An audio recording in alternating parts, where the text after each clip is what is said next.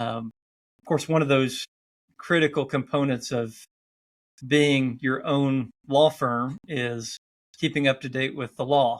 And this is a topic that really affects, any kind of solo law practice, I imagine. Any practice that's going to prepare a deed for somebody is affected by this, and an attorney needs to know about this rule. So yeah, you're right. It's called the FINCEN Residential Real Estate Rule, and it was just established, came into effect on March 1st, 2026. My understanding now is that there is some kind of injunction on this, but we still need to kind of know what the rules are on it and be aware of what's happening. And the idea of this rule, this reporting requirement to FinCEN, is to tamper down money laundering that is occurring. So the idea is if you have to report more transactions, then that will tamper down some of the money laundering that might be ongoing. So I'll just kind of give you the definition of a reportable transaction. A reportable transaction is one in which these four conditions are met. Residential real property is transferred. The transfer is non-financed.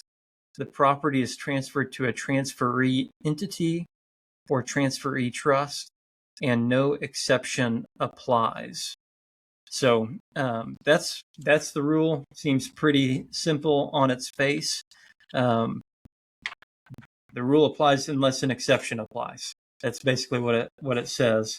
And things that might be affected by this is, if you're transferring maybe to an LLC, you need to be thinking about this kind of thing. I think I need to do a little bit more study on what is a transferee entity. I'm not sure if that applies to an individual or not. But yeah, that's the rule that we need to be aware of. Yeah, and it's similar to FinCEN's BOI reporting that we talked about kind of back at the turn of the year, the beneficial ownership information. And that's essentially what needs to be reported when you're doing residential real estate transactions. Who are the beneficial owners? Is that an individual? Is it an entity? Is it a trust? And allowing those transactions, even if they are cash-based, the federal government's Financial Crimes Enforcement Network wants to build up this database of these transfers to identify potential issues and have those available, if you will. And so there is, to my understanding, currently an injunction in place against this enforcement and reporting requirement.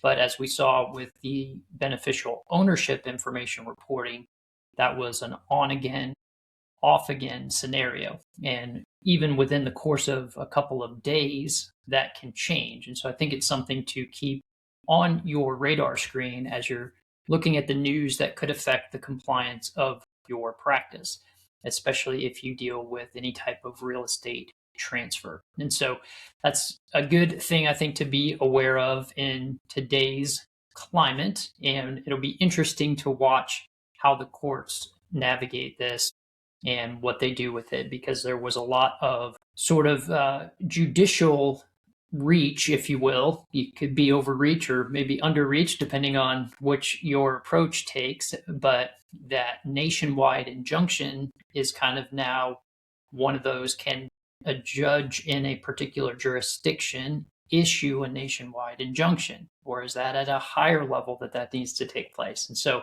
a lot of different interesting angles from a legal perspective to kind of take a look at. But bottom line is, be aware of this rule and monitor whether or not it's going to come into your practice and affect you.